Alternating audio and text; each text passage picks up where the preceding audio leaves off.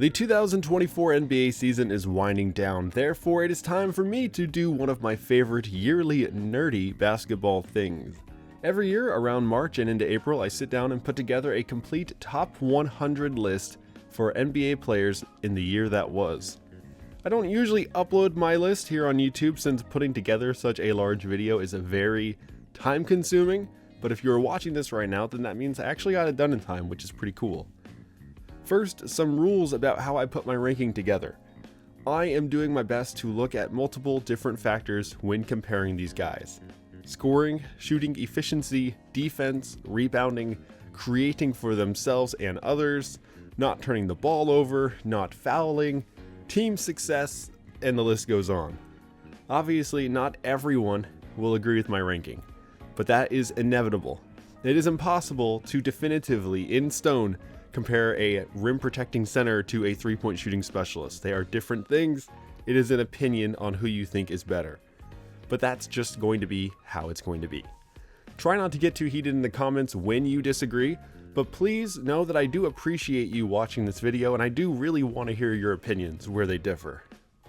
Please leave comments below on your list. I really do want to hear it. Also, the last and probably the only true rule for my ranking is that the player needs to have appeared in a minimum of 50 games, not 65. I'm going with 50.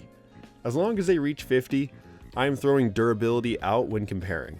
You may not like this, but I am trying to compare on-court basketball ability, and I'm not going to let like one guy rolling an ankle once and missing a couple weeks define how good of a basketball player they are.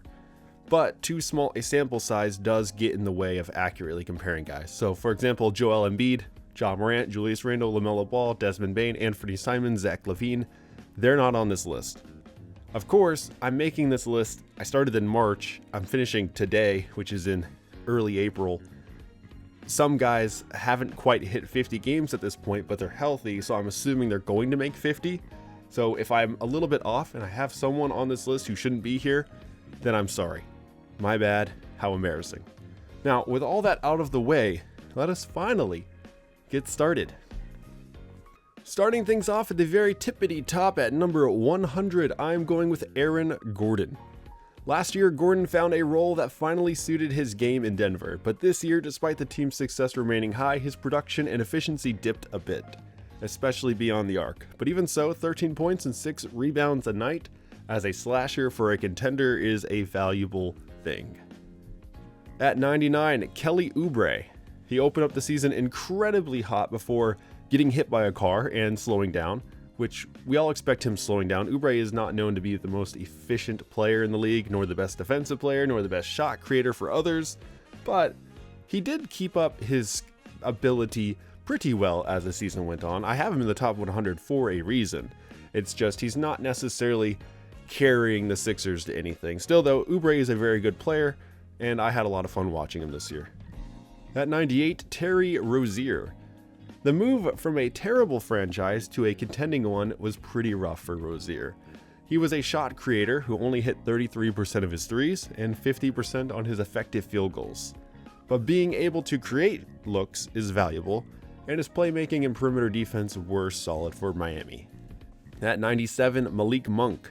Monk provided a lot of the same scoring as a lot of guards in this range and just outside the top 100, but he was better at creating his own looks off the dribble as well as creating scoring opportunities for others, as he managed 5 assists per game, which is pretty impressive. There were some nights early in the year where Monk looked like a top 50 player in the league, but as a whole, he does barely squeak into the top 100. At 96, John Collins. John played through the year in an awkward fit in Utah, but still managed to make improvements to his game. 14 points, 8 rebounds a night while connecting on 36% of his threes and 58% on his effective field goals is better than just solid production. It is a shame that the Utah front office was so hell-bent on tanking yet again, though. At 95, Kelly Olynyk. Though not often thought of when ranking the league's best players, the fact of the matter is pretty much every team in the NBA would like to add Olynyk to their rotation right now. A true center with a 38% long ball who holds his own defensively. He's not a good rim protector, but I'm talking about out to the perimeter, is always useful in the modern NBA. At 94, Tobias Harris. This was not a great year for either Tobias or Philly. His 17 and 6 a night is right around his career average rate of production, but 33% from deep does leave a lot to be desired. The biggest gripe his fans have, though, has to be his inconsistency, as on some nights he looks like he's worth more than the money he's being paid, but on most nights he looks like he's not even close to being as valuable as he is. At 93, we have Kyle Kuzma. It was not the best of years for anyone in Washington, and this includes Kuzma. His counting stats were impressive, and it is very difficult to score in the NBA. 22 points per game does not come to bad players. Kuzma is not a bad player, but he is inefficient, he does not rebound well for how big he is, and he is not that special on defense. There are a lot of things he could do better, but I think if he had better teammates, like he did back when he was in LA, I think that would help with this. At 92, Aaron Nesmith. An afterthought coming into the year, Nesmith has mastered his long-range shooting to a deadly degree. This year he managed 12 a night on a 43% clip. Plus, he is no stick in the mud on defense. When you consider how he was just a throw-in trade 2 years ago, it really makes you realize how heavily Indiana has struck gold. At 91, Jalen Green. For the first 60-ish games of the year, Green looked like he may be on his way out of Houston as a failed number 2 overall pick. He was nowhere near the top 100. But in the month of March and a little bit into April, I think he truly saved his career. His scoring efficiency picked up, his creation ability picked up, and the Rockets would just won game after game after game. But they did ultimately fall short of making the postseason. Hopefully, though, he can carry this into next year.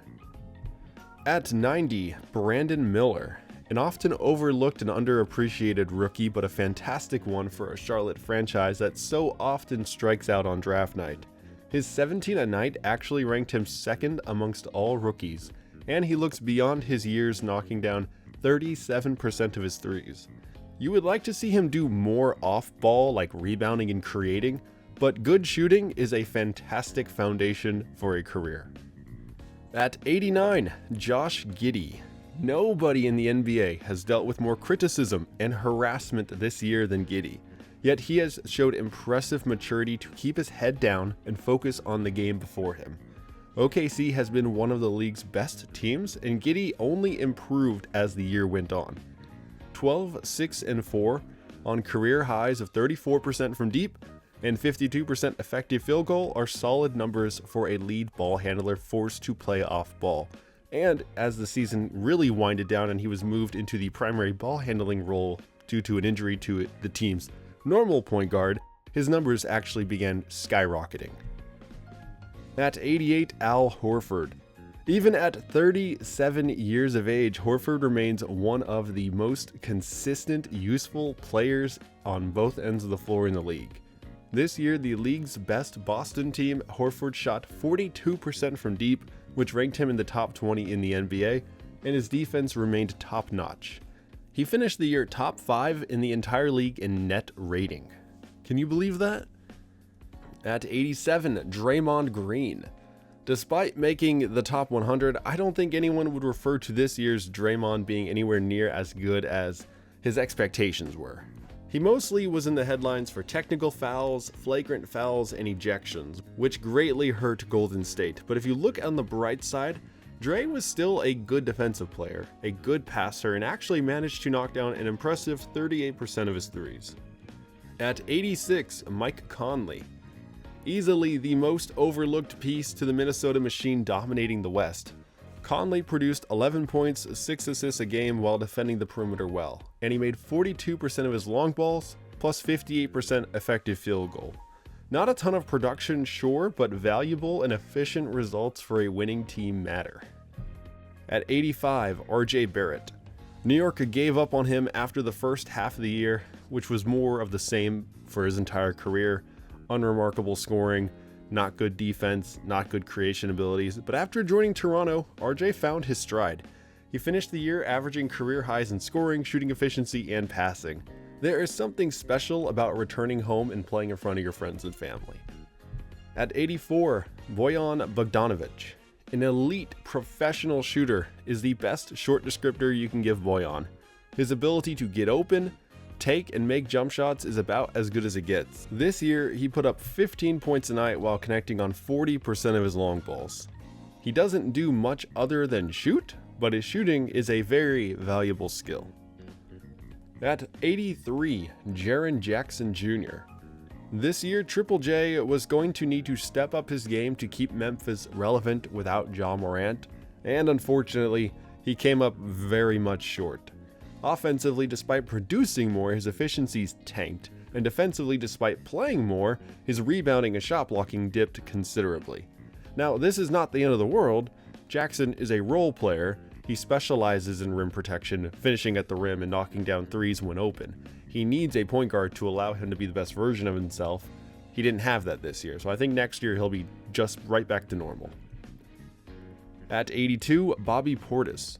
Portis may be the most important non-all-star in Milwaukee. His consistent offensive production and defensive abilities at both the 5 and the forward positions are crucial to their regular season success. 13-7 with a 38% long ball and 55% effective field goal is very good. At 81, Jeremy Grant.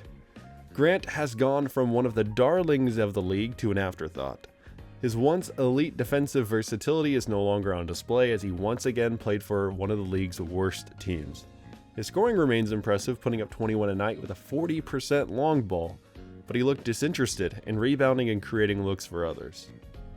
At 80, DeAndre Ayton. A center for hire, Ayton has no love or passion for the game of basketball. Instead, he plays for a paycheck. But he certainly is a physically gifted human being as he gobbled up 11 rebounds a night, which put him in the top 10 of the league. Plus, he managed 15 points a night on a 58% effective field goal rate. But defensively, he is disinterested and lazy. And offensively, he is a black hole as he averaged a league-worst 1.2 assists per 100 possessions. At 79, Nick Claxton. An undersized center by NBA standards, but where he lacks in mass, he makes up for an IQ and willingness to put forth 110% effort. Claxton is one of the league's best rim protectors at 2 blocks per game, while also serving as a pick-and-roll dunking threat, finishing 63% of his twos. This year was not a good year for him, or Brooklyn rather, but his effort cannot be questioned. At 78, Derek Lively. The rim-protecting and dunking machine center of Dallas's dreams. When they tanked at the end of last year for a lottery pick, they could not have done any better with actually picking. Lively's 1.4 blocks per game ranked him in the top 15 of the league, and his 75% two-point shot ranked him first in the entire NBA, although he did not technically qualify with the amount of shot attempts needed. His overall production was low, but the foundation is there for a very impactful NBA career. At 77, Klay Thompson. Definitely a shell of his former self, both on the court in his production and his leadership. But Klay remained an above-average scoring guard, with his 17 a night on a 38% long ball. Plus, 91% from the foul line ranked him in the top 5 of the league. At 76, Walker Kessler. An up-and-down year without a doubt, but Kessler found his rhythm over time. He still has some development to go with offense, but his 68% two-point shot is terrific. But most of the praise should go to his defense as he managed over 2.5 blocks per game, which ranked him second in the entire league. That end of the court was his bread and butter in 2024. At 75, Tyus Jones. An underrated acquisition for Washington, but not nearly enough to boost their team into relevancy. Jones was a very good floor general and efficient scorer. His 7.3 assist to turnover ratio ranked him first in the entire NBA by a mile, and his 41% long ball and 53% effective field goal were likely better than you realize. At 74, Naz Reid. One of the most pleasant surprise breakout players this year was Reid. Even with a limited role due to the names in front of him on the depth chart, Reid proved himself as one of the league's premier sixth men. 13-5 with a 41% long ball is terrific production off the bench and when filling in for injured teammates. At 73, Bogdan Bogdanovic. A fellow Sixth Man of the Year candidate, Bogdan can do all the running of the offense, he can play off ball as a scorer, He also plays good perimeter defense, and he is a pretty good team leader. He is one of the less talked about do-it-all type utility guards in the league, but he does his job very well. Atlanta would be nowhere close to where they are without him. At 72, Rui Hachimura. This year looked like a make or break one for Rui, as it was now or never with him finding an NBA caliber level role to keep him in the league, and he found that with his shooting. Rui put up 13 a night while hitting 42% of his long balls and overall 60% effective field goal. Good enough to rank him in the top 15 most valuable shooters in the league. At 71, Austin Reaves. His being paid an appropriate amount and LA never truly being a contender all year caused Reaves' popularity to dip significantly in 2024, but he is still an excellent player. As a secondary and sometimes tertiary ball handler, his 5 assists per game was very impressive, plus his career best 16 points and 36% long ball made him more of an offensive threat. At 70, Jusuf Nurkic, one of the league's most underappreciated starting caliber bigs. Nurkic is heavier and stronger than anyone in the league, and he is not afraid to use it. Plus, he possesses confidence and exceptional court vision seen in his passing both inside and out. Despite being labeled as slow and unathletic, Big Nurk averaged more blocks per game this year than the athletic likes of DeAndre Ayton, Jalen Duren, or Karl Anthony Towns. He definitely needs to finish around the rim stronger, but all in all, Nurkic is a very good NBA player. At 69, Daniel Gafford. Along with Lively, Dallas is spoiled to also have Gafford. They are the same type of player, although Gafford is stronger and a little bit older. This year, he managed averages of 11 points, 7 boards, and 1.8 blocks per game, and he led the entire NBA in field goal percentage at 72%. He was instrumental to Dallas remaining as competitive as they were after the deadline. At 68, Bradley Beal. Injuries kept Beal off the floor a lot this year, plus when he played, he often had ailments tagging along. For example, he played a big chunk of the season with a broken nose, with a jammed finger, and while nursing back a hamstring injury. But despite all of this, he managed solid production for a competitive Phoenix team. 17, 5, and 4 while knocking down 38% of his threes, and an overall 55% effective field goal was pretty good. At 67, Deni Avdija. This year initially looked like more of the same from Avdija, but around the midway point of the year, something changed in Washington. The ball moved out of the hand of Jordan Poole and into the likes of Deni. He got the green light to create his own shots, and it clearly boosted his confidence and led to every aspect of his game improving. 14 a night with a 38% long ball, 55% effective field goals were all career bests. At 66, Alex Caruso. This was the best year of Caruso's career thus far. It's just too bad it was with the Chicago Bulls. His career highs of 10 points, 58% effective field goal, 1.8 made three-pointers, and 2.6 stocks per game put him in a category literally of his own. He is an extremely efficient shooter and defensive mastermind. At 65, Brook Lopez. He has been doing this thing for a while in Milwaukee, and 2024 was no different. Lopez is a rim protecting and floor spacing specialist. He is the perfect type of center for a team with the specific players that Milwaukee has. He does a very good job there. At 64, Chris Middleton. He may not produce as much as he used to, but Middleton has aged like a fine wine with his effectiveness on the court. This year he put up a very good 14 a game on a career high rate of 55% from 2, along with 37% from 3. Defenses have to guard him at all 3 levels, which has helped create space for his teammates.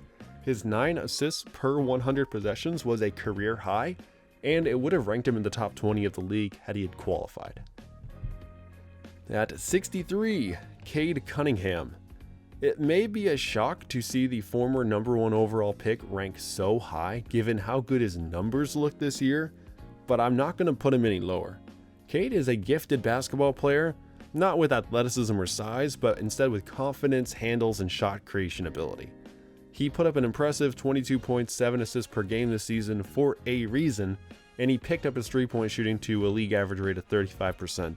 But my goodness, he makes brain-dead decisions with the ball, and he gives a comically poor effort on defense far too often. Plus, Detroit is terrible. At 62, Nikola Vucevic.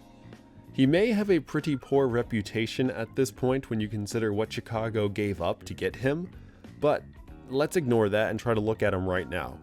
Vucevic is still a solid shot creator in the post, a very strong rebounder, and though he is not particularly special on defense, his big body helps him at least get in the way of people, and he knows how to contest shots. At 61, Devin Vassell. San Antonio's second best player easily is Vassell. He has emerged over the past few years as a reliable and effective shot creator even when playing alongside less than great teammates. His 19 points and 4 assists as the secondary ball handler helped their team a lot this year, and I look forward to seeing how he and Wemby further develop together. At 60, Mikal Bridges. Expectations were really high for Bridges this year, and unfortunately he did not live up to the all-star caliber hype, but to suggest he had a bad year would be a little bit hyperbolic. 20 a game with a 37% long ball is pretty stinking good.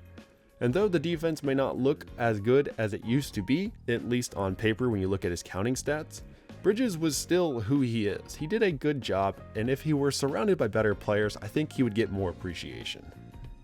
At 59, Colin Sexton. After being given up on by Cleveland and most basketball talking heads, Colin had a chip on his shoulder. Utah's quest to be bad did not stop him either. His minutes being a bit low hurt his counting stats, but per 100 possessions, his 34 points, 8 assists, and 2 stocks per game were all career highs. He wants to take a team to the playoffs. We can only hope Utah decides they actually want that next year. At 58, Jrue Holiday. Boston won the offseason, and it led them to winning the regular season. Jrue was once again a terrific perimeter defender and 3-point sharpshooter. His 44% long ball ranked 3rd in the entire NBA. Boston is most people's pick to win it all, and Jrue is the biggest X factor as to why. I am not trying to knock on Marcus Smart, but upgrading their point guard to a high IQ defensive player with a long-range shot was a spectacular decision. At 57, Herb Jones. Maybe I'm a little too high on Herb, but in my opinion, he does the things that get basketball teams wins. He is an elite defensive player who can guard 1 through 5, and he has an elite long-range shot at 42%. That ranks him in the top 10 of the league amongst guys who attempt as many shots.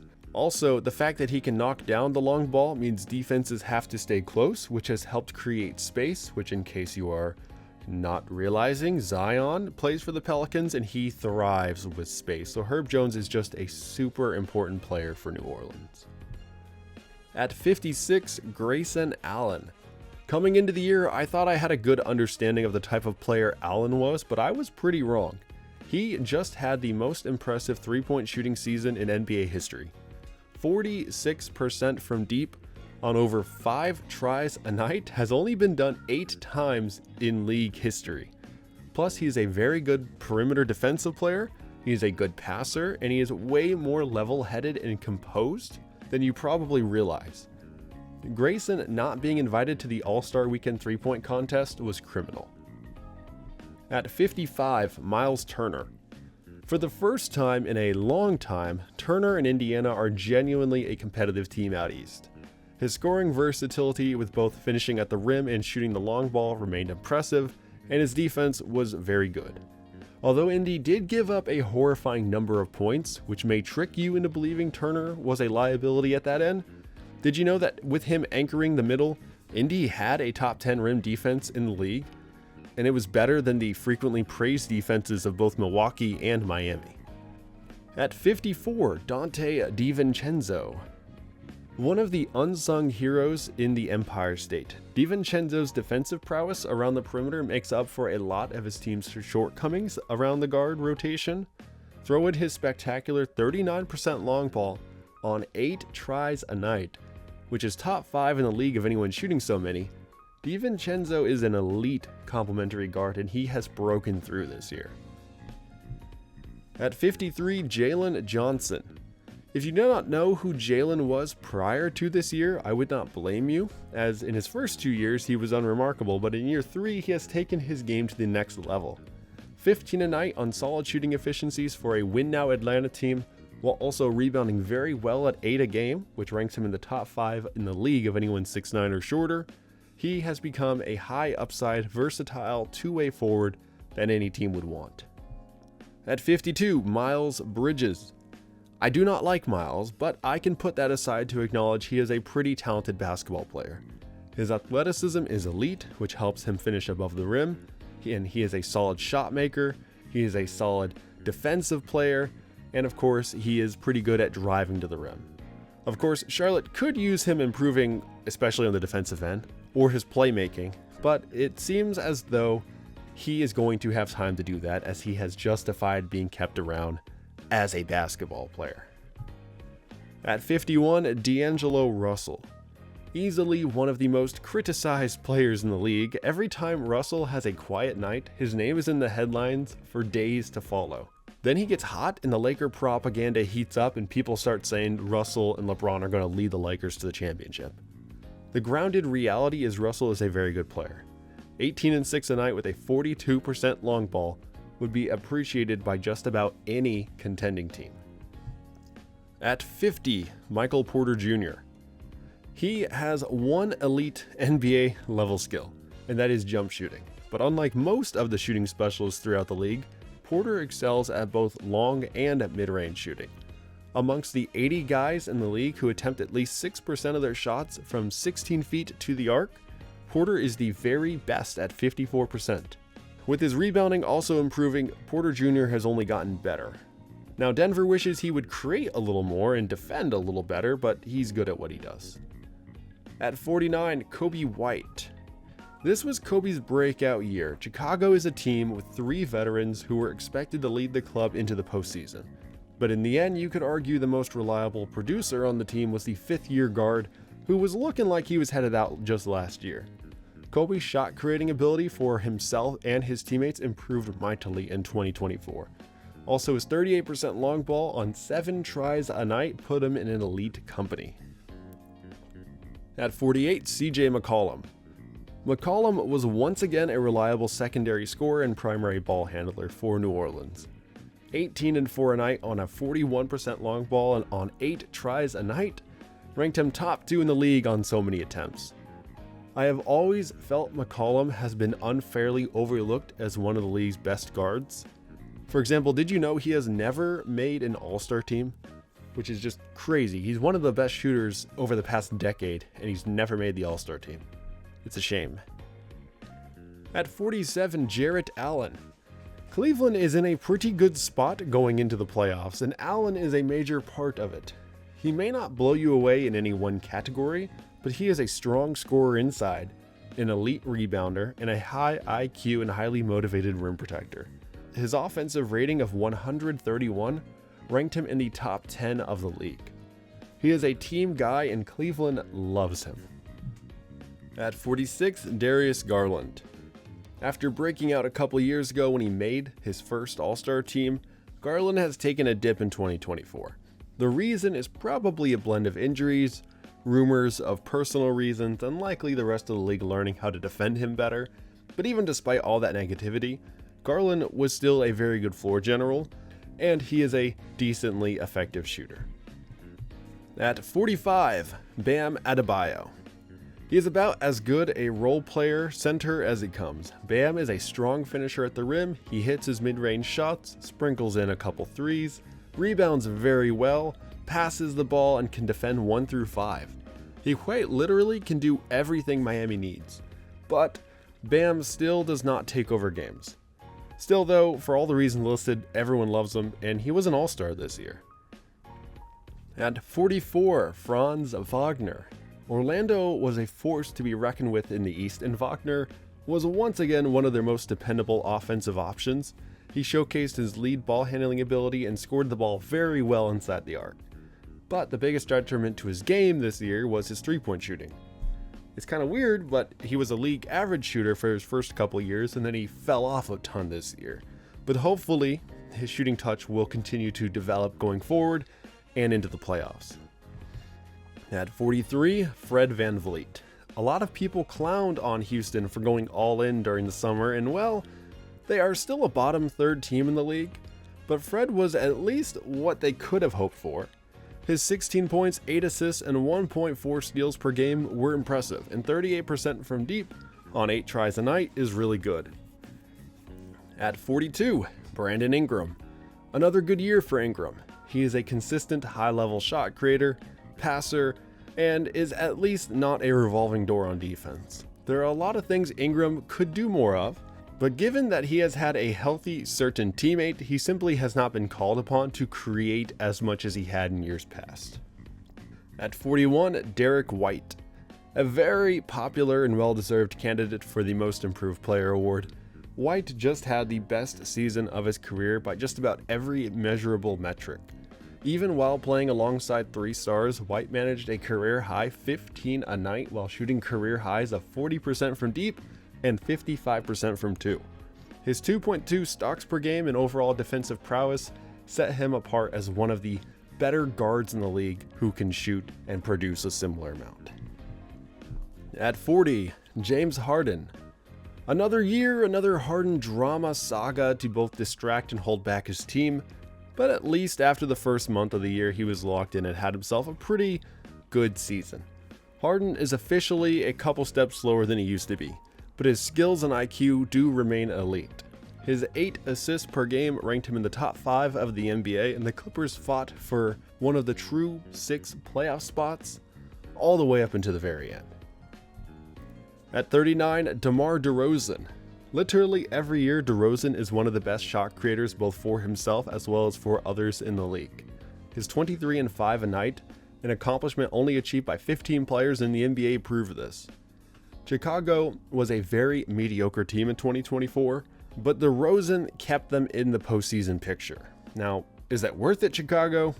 I personally don't think so. I think they were probably better suited trading him for something given everything else they already had, but they made the decisions they made. At 38, DeJounte Murray. Murray gets a lot of criticism for Atlanta's struggles. He was brought on to be their savior on the defensive end and help create easier looks for his teammates, but that really hasn't had much of an impact. But to suggest he is not a borderline all-star caliber player, though, would be a lie. He is a very good floor general, passer, shot creator, and believe it or not, he does defend well. After Young went down with an injury and Murray became the true full-time ball handler, all his counting numbers spiked. And Atlanta went on a mini run, almost moving up to the 9 seed if it weren't for a bunch of injuries to their team. At 37, Jamal Murray. Following a career year is difficult, but Murray has done that twice now. 2024 was another spectacular campaign for both he and Denver. His 20 and 6 a night with a 41% long ball are impressive. Denver's 50+ wins in the West was amazing. We all obviously give most of the credit to a certain 7-foot Serbian, but they would not be nearly as good without Murray. At 36, Paolo Banchero. The runaway Rookie of the Year last year had one major flaw to his game, and that was his poor outside shooting. But in 2024, Banchero corrected this. 35% from 3 was a major improvement, and every other counting stat of his also got better. Plus, most importantly, Orlando skyrocketed in overall competitiveness, going from not even a play-in team last year to a contender for a home court advantage team in the first round this year. Banchero led Orlando to accomplish more than I think anyone could have guessed. At 35, Jaylen Brown. Some people label Brown as overrated, while also some people label him the exact opposite and say he is heavily underrated. I think the reality is he's properly rated. Brown is a very good player. Boston is an ultra competitive team. Everyone knows this. He can attack the rim, knock down the long ball, defend 1 through 3 at an above average rate. He's a borderline all-star. Jaylen Brown is a good player. At 34, Damian Lillard. Milwaukee was one of the most hyped teams in all of the NBA heading into the regular season, And Lillard was the number one reason for this. Honestly, he has been everything that they could have asked for. His 24 and 7 a night were elite. Only 4 achieved these numbers. And he managed to appear in over 70 games, something he has not done since 2018. Really, this was one of Lillard's best seasons of his entire career. But too bad, Milwaukee dumped their head coach for Doc Rivers and kind of ruined it. At 33, Pascal Siakam. People have been trying to get Toronto to do a trade with Siakam ever since Kawhi left, and I am glad they refused to do it as long as they did. They might as well try to win games and be a competitive NBA team. But the trigger was pulled and Indiana brought him in to be their number one option this year. Playing alongside a gifted all-star point guard helped improve his long ball to a career-high 37%. That combined with his strong rim attacking, versatile defense 1 through 5, good passing and rebounding, Siakam is one of the best forwards in the league. At 32, Tyrese Maxey. He opened up the season as an all-star caliber floor general, working as the running mate alongside the, at the time, leading MVP candidate Joel Embiid. But after Embiid's injury and as the year went on, his overall production slowly trickled down and the team lost a lot of winnable games. But even so, 25 points and 6 assists a night with a 37% long ball is really good. He had a lot of career highs this year, and I think he's going to break into All-NBA contention as soon as next year. At 31, Scottie Barnes. Scottie is a fun player to root for. On offense, he can score off the dribble, with the pull-up, and through offensive rebounds. He also passes well, which saw him manage 6 assists per game as a non-primary ball handler. That is top 10 for a player with a usage percentage of his or lower. Plus defensively, Scottie is uber impressive both on the ground and up high. He managed 2.8 stocks per game. Toronto threw in the towel pretty early this year, which was disappointing, but going forward, I expect them to be competitive with Scottie leading the way. At 30, Rudy Gobert. Every single year, YouTubers and talking heads alike rip on Gobert for every little thing he supposedly is not very good at, and every single year, he proves the doubters wrong as once again establishing himself as likely the defensive player of the year. The year 2024 was no different. His 2.1 blocks per game ranked him within the top 8 of the league, and Minnesota was a top 6 rim defense in the league, while also surrendering the fewest dunks plus layups in the entire NBA. Plus, Minnesota has been contending for the 1 seed all year long. They are title contenders, and Gobert is a defensive and dunking machine in the middle, leading it all. At 29, Jimmy Butler. Another year of Butler doing Butler things. He can create shots, pass, and defend. Plus, in 2024, he shot a career-high 40% from deep, which you may not have realized. You very well could make an argument that this was the best Jimmy Butler we have ever seen. All the people saying he doesn't try during the regular season, they're just wrong. He tries every single night. He had the best year of his career production-wise. Miami needed him to get even into the play-in. This team, they get so much praise, but the reality is Miami's roster is just not very good. Take away Butler, take away Bam, or replace them with just average players, they're a lottery team. They are at the very bottom of the playoff. Jimmy Butler is a super important player to them. At 28, Alperen Şengün. Baby Jokic, as he's called, is an appropriate nickname many have given him. Although, funny enough, it is not listed on Basketball Reference. His creation ability through passing out of the low and high post to moving targets is as good as it comes. Şengün has a basketball IQ well beyond his years, and it is really fun to watch.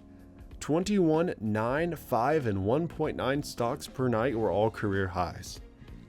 At 27, Trae Young. The cool thing nowadays is to rip on Trae Young. He has the same sort of reputation as Rudy Gobert. Everyone looks at the bad and blows it out of proportion. But Young is an elite long-range shot creator and maker. This year he picked up his three-point shooting accuracy to 37% on nearly 9 tries a night. When you consider how many of these are off the dribble and from several feet beyond the arc, you start to see just how elite a shooter he is. Trae also managed 10 assists per game, which ranked him second in the NBA. He and Murray lifted Atlanta out of the cellar where the team really should have been if they just had average guards. Throw in Jalen Johnson, who's going to continue getting better. I think they're going to be a better team next year. I think they're finally going to break back into the top, maybe even the top 4 of the league. At 26, Zion Williamson. Nobody was talking about Zion coming into the year, but let's give him credit. He was healthier than ever. This year, Zion managed 22 and 5 a night, with a career-high 5 assists per game as well. But overall, he has become rather predictable offensively. He catches it around the perimeter, then bulldozes his way around, or more likely through his defender, and either takes a layup or draws a foul. Now, he's really good at this, but it's predictable, and sometimes the opponents are able to strategize and completely shut him down. Hence why his points per game and his points per 100 possessions were the lowest of his entire career this year. At 25, Chet Holmgren. It is really rare for a rookie to be a top 50 player in the league, even more rare for them to break into the top 25, but Chet did that. His poise on the NBA hardwood was well beyond his years. While playing for the true contending OKC team, Chet was a shot creator who managed 16 points a night with a 37% long ball and 59% effective field goal rate. That EFG ranked him 8th all-time amongst rookies. Plus his 2.3 blocks per game ranks him 5th in the entire league and in the top 20 all-time for rookies. His combination of offense and defense make him special, and OKC made the correct choice by drafting him. At 24, Lauri Markkanen. After breaking out last year, there was a big question mark to the type of player Markkanen would be going forward. Unfortunately, Utah's front office once again pulled the plug on them competing and had them tank down the stretch, and they ended up missing the playoffs. And because of this, people still doubt if Markkanen can lead a winning team, but I think we've seen enough to know that he can do that. Utah was feisty because of Markkanen. He is an all-star caliber player. 23 and 8 was only achieved by 6 players in the NBA, and 40% from deep on 8 tries a night is spectacular. At 23, Paul George. This was his healthiest season since 2019, which LA desperately needed. George was once again a talented and well-rounded player. His shooting was excellent at 41% from deep on 8 tries a night, and a career-high 57% effective field goal rate. And his defense was strong and versatile, guarding 1 through 4. Of course, he could rebound and create for others a bit more, but George plays his role really well, and LA had a lot of success with it.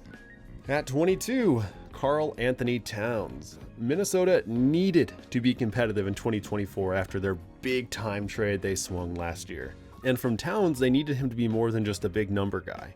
They needed their double center lineup to work. And I think it did.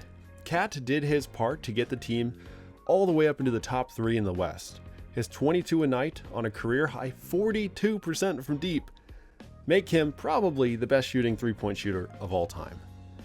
At 21, Jalen Williams.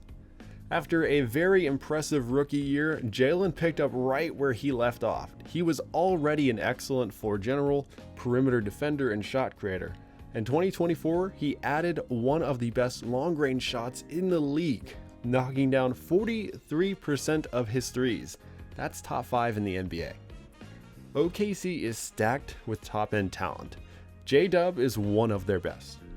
At 20, De'Aaron Fox. It is weird how much Sacramento struggled down the stretch in 2024, yet how unbelievable Fox was throughout. This is what happens when you go from being a young up-and-coming darling to a win-now veteran who has expectations to uphold.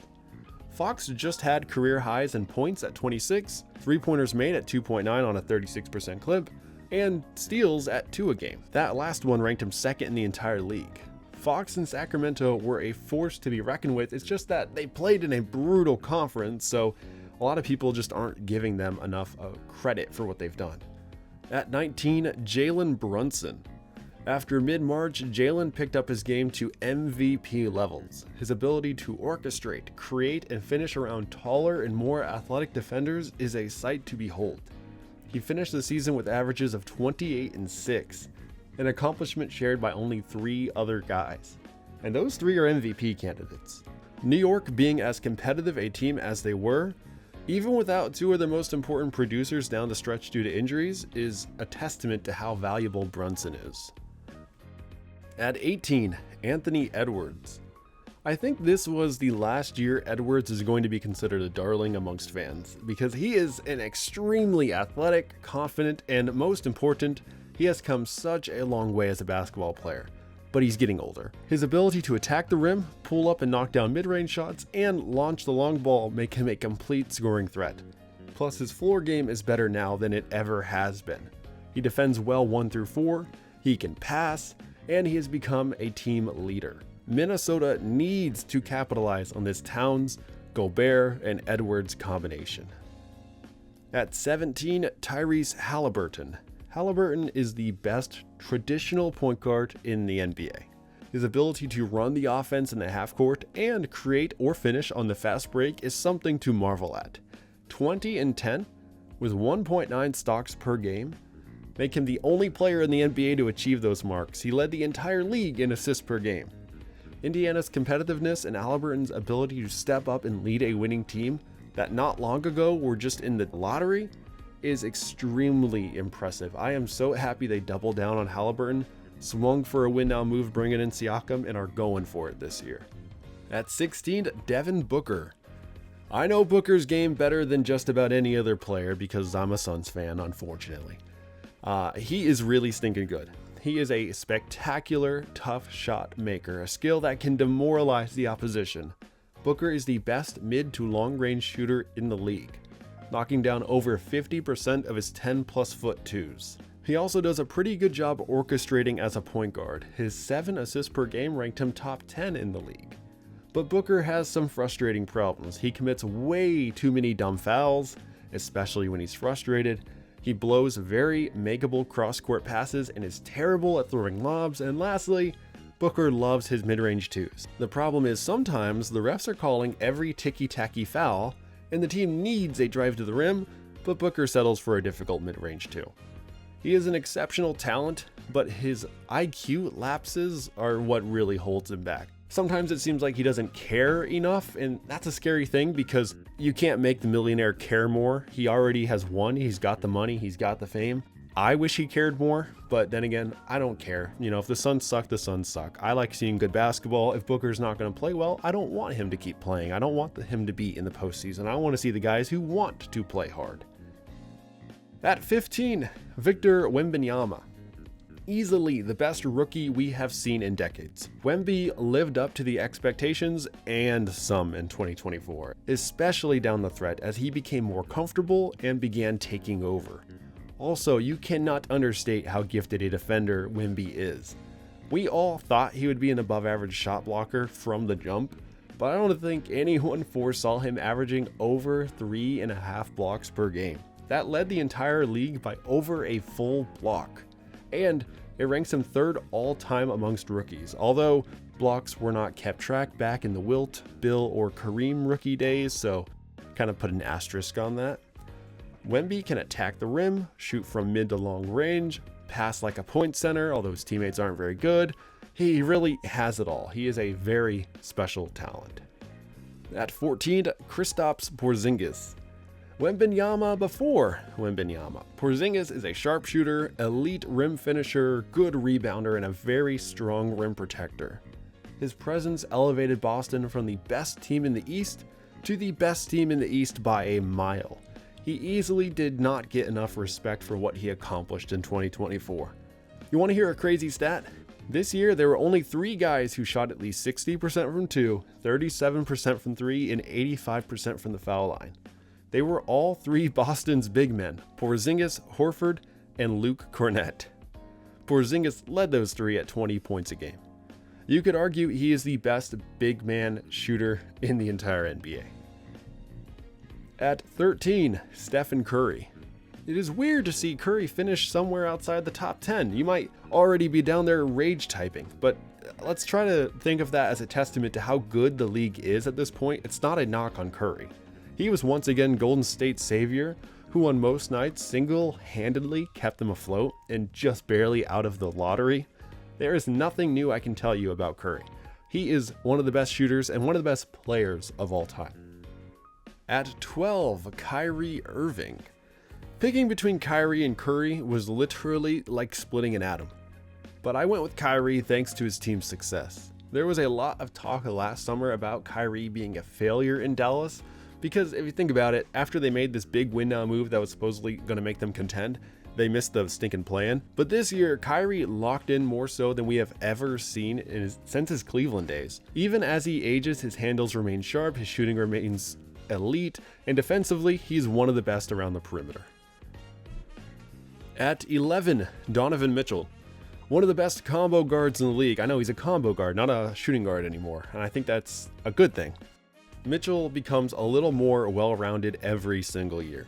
In 2024, he picked up his creation for others ability to help a less than stellar Cleveland team remain a true playoff team.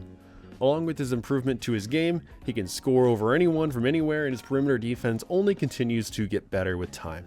Mitchell is a very special player. At 10, Jason Tatum, the best player on the most winningest team in the league. Tatum is a superstar scorer of the basketball. He can drive and finish above the rim, hit the mid-range fadeaway, and pull up from deep. Tatum also rebounds the ball really well as a forward. And though he historically gets criticism for passing or lack thereof, he made major strides in 2024 to average nearly 5 assists per game. Tatum was an MVP candidate for a long time for a very good reason. At 9, Kawhi Leonard. This was the healthiest version of Kawhi we have seen since his San Antonio days, but unfortunately, as I am recording this, he is out for an unknown amount of time, and that is terrifying for LA fans. But still, Kawhi is one of the best defensive minds in the game. Combining his length and strength with that, he has got it all. Offensively, also, he can score off the dribble from anywhere inside the arc, and he can catch and shoot from 3 at an elite clip as well. This season could be LA's best chance to make a deep playoff run. They just really are crossing their fingers and praying that he comes back from this injury. At 8, Kevin Durant. KD is one of the best scorers in NBA history. His ability to knock down difficult shots from anywhere is something to marvel at. He also creates well for others, and he protects the rim surprisingly well every now and then. In my opinion, Kevin gets touched more than any jump shooter in the league, so he's forced to play through a lot of bad officiating. Unfortunately, I think that's his play style though. He pulls up for jump shots right in front of people. They contest him, they hit his elbow, the refs don't seem to notice it very often. And it's frustrating because when he gets frustrated, that throws off his game, and then he stops trying on defense, and then the Suns lose a game that they should have to the Wembanyama-less Spurs. But anyways, the playoffs are going to get going soon. Hopefully KD, Booker, and company can lock in and actually try to win some games. At 7, Anthony Davis. His combination of strength, length, and athleticism is something to marvel at. AD could be the league MVP, and sometimes he looks like it for a week or two at a time. But then he trails off, he loses his aggressiveness, he foul baits, he settles for long twos, he just doesn't give it his all defensively. AD was supposed to take over as LA's best player, but it has not happened. Still though, 24, 12, and 2.4 blocks per game is amazing. At 6, LeBron James.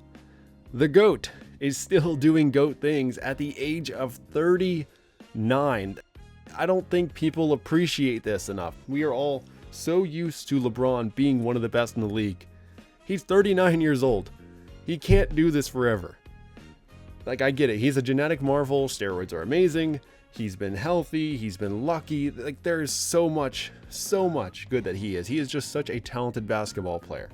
His scoring, his creation, his rebounding, every now and then he locks in on defense. Like LA, they have been carried this year by LeBron. There's not much else I can say. You know LeBron. LeBron is LeBron. At 5, Domantas Sabonis. He is an offensive monster. Sacramento's offense runs through Sabonis. His post game may be one of the best in the league, thanks to his ability to pass to cutters and shooters or just turn around and attack his defender. His low center of gravity and high strength make him an immovable force, even against some of the league's biggest and best. His 13 rebounds a game led the entire NBA by a wide margin, and overall averages of 19, 13, and 8 mean he came oh so close to averaging a triple-double, which a few years ago would have made him the by default MVP. Sabonis doesn't get enough credit for what he does. It would not shock me if most people don't even have him in their top 10, but when you sit down and really look at it, really think about it, really compare his game to others, he's a top 5 player in the league. Now we're getting to the real MVP candidates here. At 4, Shai Gilgeous-Alexander. A lot of people have Shai as their MVP, and this is for good reason. He is a perfect point guard. He has a strong handle, finishes at the rim well, can knock down the occasional three. His 30 points per game rank him top 3 in the league, and defensively, Shai led the entire NBA in steals per game at over 2. A lot of people were surprised to see OKC have such a strong season, but I think those people are fools. They are a well-constructed, young and hungry team led by an MVP candidate with a good coach and an amazing supporting cast. I said a lot of Thunder players in this top 100. They are supposed to be good, and they were good. At 3, Giannis Antetokounmpo. Another year of one of the best basketball players ever. Giannis is just a monster on both ends of the floor. His ability to attack, get around, or just finish over anyone is something to marvel at. This year, Giannis shot 64% from 2, which was a career high, and top 6 in the league overall, but first amongst anyone taking at least 9 shots a night. Giannis shoots 17 shots a night.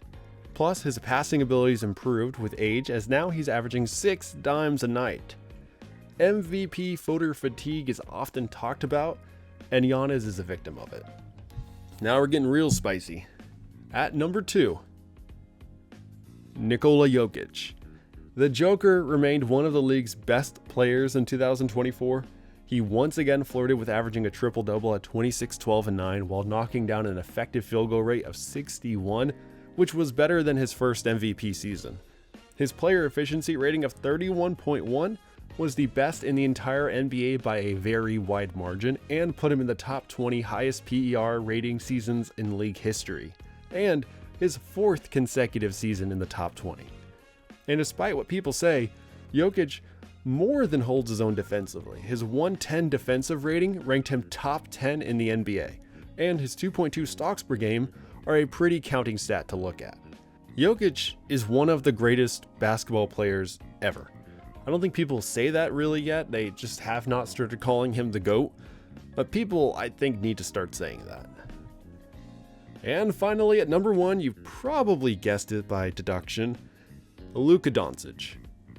It was a really tough decision to pick between 1 and 2, and honestly, the MVP award may go the other way due to team success, although we're splitting hairs with this. The Western Conference is so good. But in my ranking of players in 2024, I am giving the slight edge to Luka.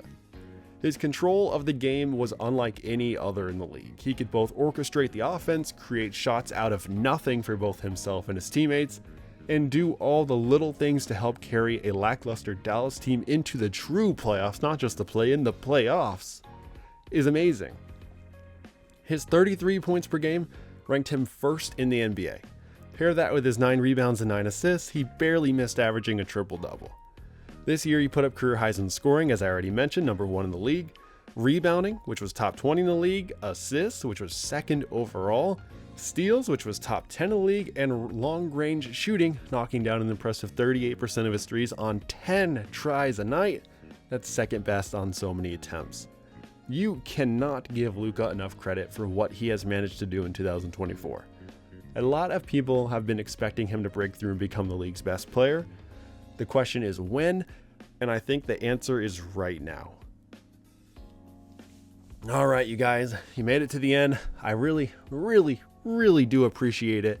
I like making these long videos, but I understand they don't really do very well. So if you're here, thank you so much. Please comment your thoughts down below. I obviously, even as I was going through my final recording of this, maybe there were some rankings I'm like, maybe I should have moved him, but it's too late now. I have to get this video out. So let me know what you would change. Let me know if I missed somebody that you think should have been on the top 100. And just like the video, subscribe for more basketball content, and I will see you all next time.